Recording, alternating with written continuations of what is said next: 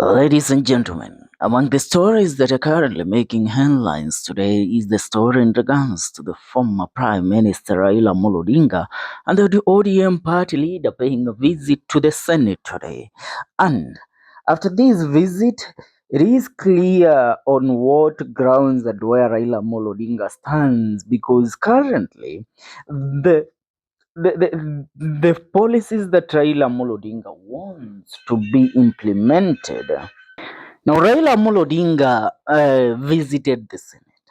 But what was the main cause of Raila Odinga's visit to the Senate? Because even the media today was shut out from accessing the Senate today as Raila Odinga attended the chambers. Now, the media was barred from accessing the chamber where ODM leader Raila Odinga was set to address senators on the county revenue formula. The clerk of the Senate, Jeremiah Nyegenye, said the event was a closed door one. It was a closed door meeting with an interaction between Raila Odinga and the Senate. Now, Raila and Speaker Amason Kingi, they were in the chambers today and they addressed senators in the door session. Now, senators were taken through the proposed formula by the House Finance and Budget Committee, which scrutinized a framework proposed by the Commission on Revenue Allocation. Now, the panel led by Mandera Senator Harley Roba led the committee in taking the senators through the proposed formula. The committee has since tabled its report differing from that of CRA. The formula will guide the sharing of revenue among the 47 devolved counties for the next 5 years. Now, 2 weeks ago, Speaker Amason Kingi suspended the debate on formula to allow members to be taken through the proposed framework. So let me tell you, Raila Odinga knows that if he takes his current bill to the parliament, and the proposal that Raila Odinga has is the proposal of having the CDF fund abolished and channeling the money that was given to the CDF to the county government. The constituency funding to be declared null and void. That's what Raila Odinga wants. Raila wants the money that was being given to the members of parliament for CDF to be channeled to the county government and that money to be under the governors. Devolution is one thing that Raila Odinga has fronted himself as a champion of. And he says that devolution can't work if we have members of parliament involving themselves in building roads and doing things that they say they are doing, but in real sense, the money that is designated for development through the CDF fund, the Constituency Development Fund, it doesn't do what it is said to be doing. The work that this money does is to enrich the members of parliament. They are given about 150 million and above, and this money they use about 10 million for development. The other 140 or 150 million they keep it to themselves. So Raila Odinga want to cut short that. The money that the MPs pocket. And you know, if he takes this motion to the parliament, leave the Senate to the National Assembly.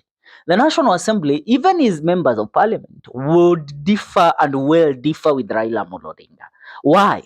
Because they will see that Raila Odinga wants to cut short their benefit, to sideline them from eating from the government. That is what they will see. And since Raila Odinga doesn't want that, he doesn't want to have a fight, because if he goes to fight with the members of parliament on this CDF thing, he will fail.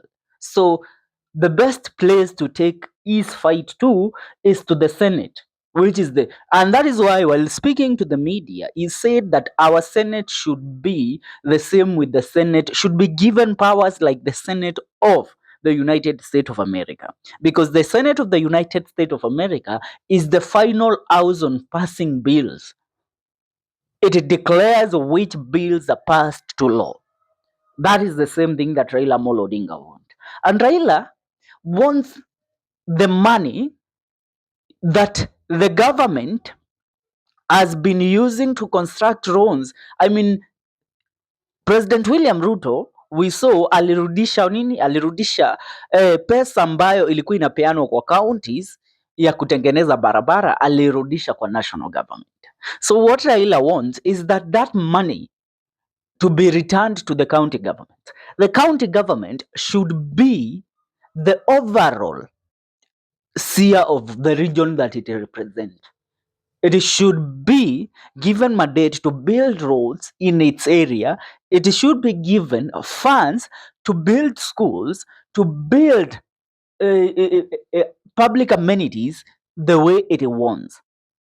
Because this money, more so the CDF fund, you find that the money, everybody in the county has their own CDF. Kuna senator anapokea yake, unasikia senator anapeana basari zake, utasikia MP ako na basari zake, governor ako na basari zake, women rep ako na basari zake, MCA ako na basari zake.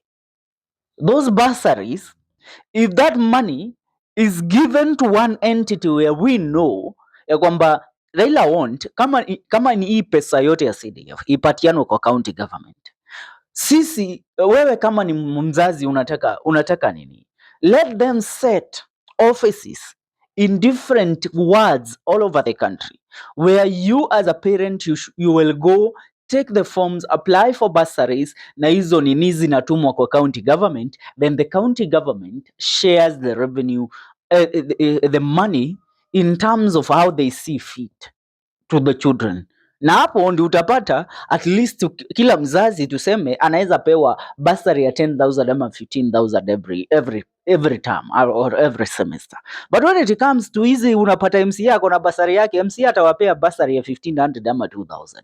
Utapata senator anawapea bursary ya 3,000. Upate women rep ako na bursary ya 1,000 ama 2,000. Upate MP anawapea bursary ya 5,000.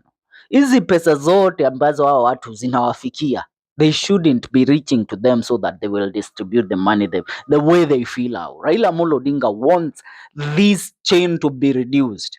Ikuwe hii food chain imekatwa, ikuwe tu the people can benefit directly from the money from the government. Tunaelewana? That is what is currently happening.